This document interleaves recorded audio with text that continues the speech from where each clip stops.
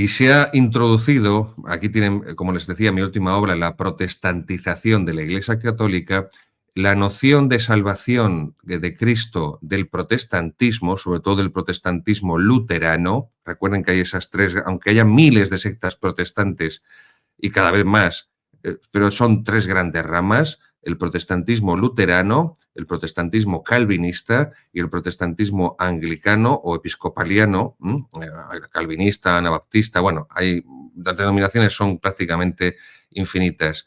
Pero dentro de ese protestantismo, la idea de salvación de Cristo, porque a ellos les rechina lo de la redención, que tiene otras connotaciones teológicas y jurídicas que rechazan, pero respecto a la salvación que nos trae Cristo por su muerte en la cruz, el protestantismo lo que hace es exponer la idea que ha sido asumido, insisto, por la teología modernista, por la teología protestantizada que se ha introducido en la Iglesia Católica desde el Vaticano II. Ya venía de antes, pero ya velas desplegadas con el Vaticano II. No vamos a decir que el Vaticano II tenga la culpa de todo, porque no la tiene. Tiene muchas, pero no todas.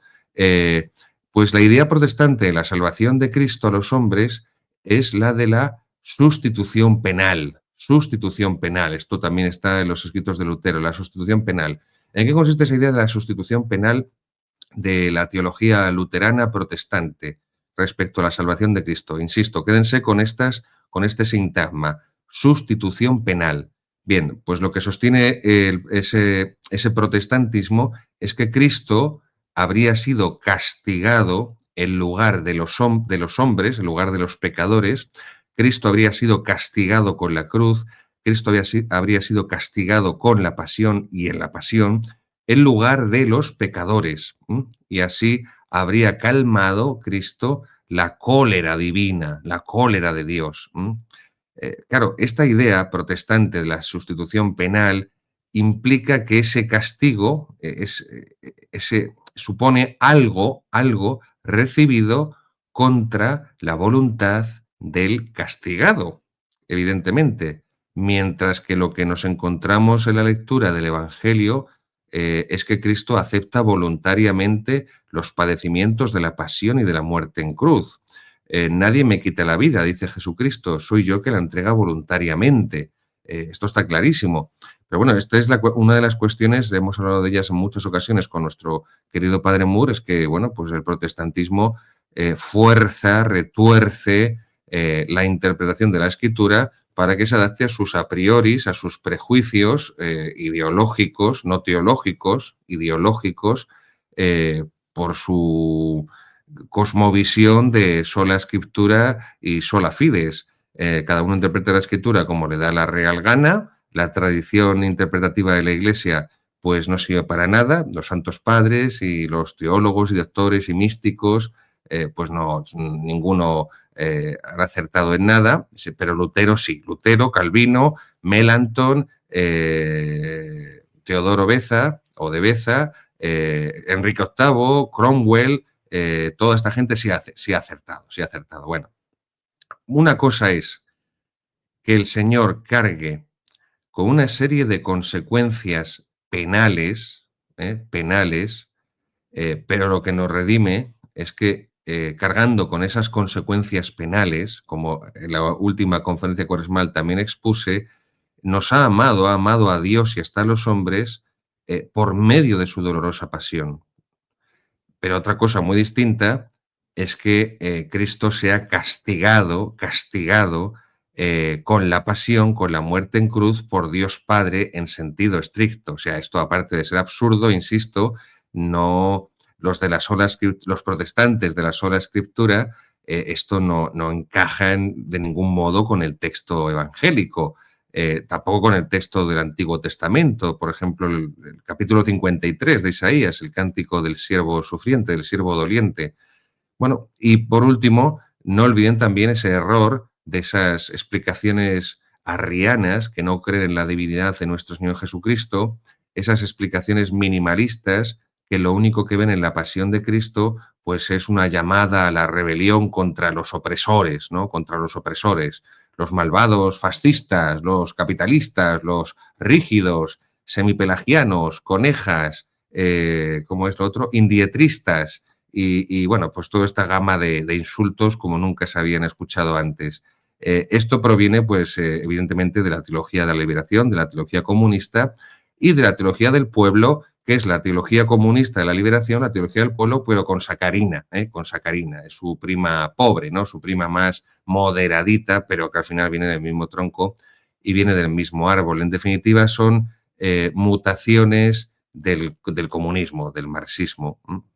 Esa, esa teoría comunista, esa teología de liberación que ve y que presenta la pasión o presentaba, mejor dicho, la pasión de Cristo como ese acto de rebelión contra los poderes, los poderosos de la tierra, que es la versión que se dio durante los años 60, 70, 80 y todavía algo principios de los 90, pues al final participaba insisto, del marxismo, que es un ateísmo mesiánico, es un ateísmo mesiánico judaico secularizado. Recuerden que Marx era judío, ateo, bien, pero de ahí participan los demás.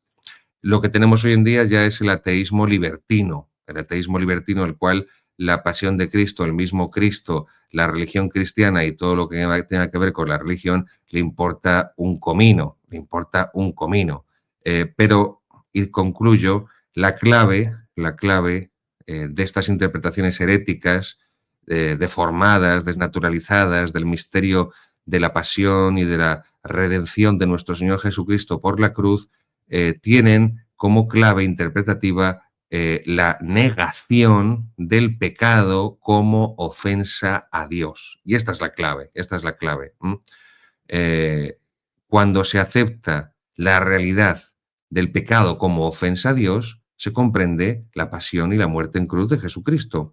Cuando se niega que exista el pecado en sí o que el pecado sea una ofensa a Dios, entonces tenemos pues todas estas lecturas horizontalistas, minimalistas y en el fondo arrianas, que niegan la divinidad de nuestro Señor Jesucristo y por lo tanto niegan la dimensión, al negar la dimensión de sacrificio, una palabra que la teología moderna les hace reaccionar como la niña del exorcista, de la película del exorcista, pues la dimensión sacrificial cruenta que sucede en el Calvario y que se representa ese sacrificio, se hace presente de nuevo de forma incruenta en el santo sacrificio del altar en la Santa Misa, pues esa es la clave.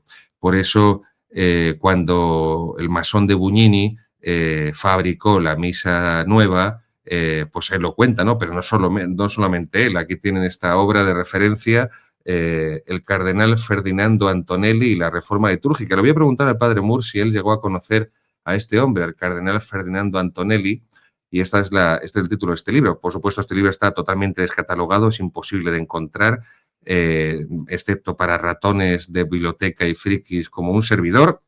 El cardenal Ferdinando Antonelli y la reforma litúrgica, Nicola Giampietro, Ediciones Cristiandad, nada sospechosa esta editorial de tradicionalismo en España, Ediciones Cristiandad. Bueno, pues Ferdinando Antonelli fue uno de los colaboradores de Bugnini para fabricar la misa nueva.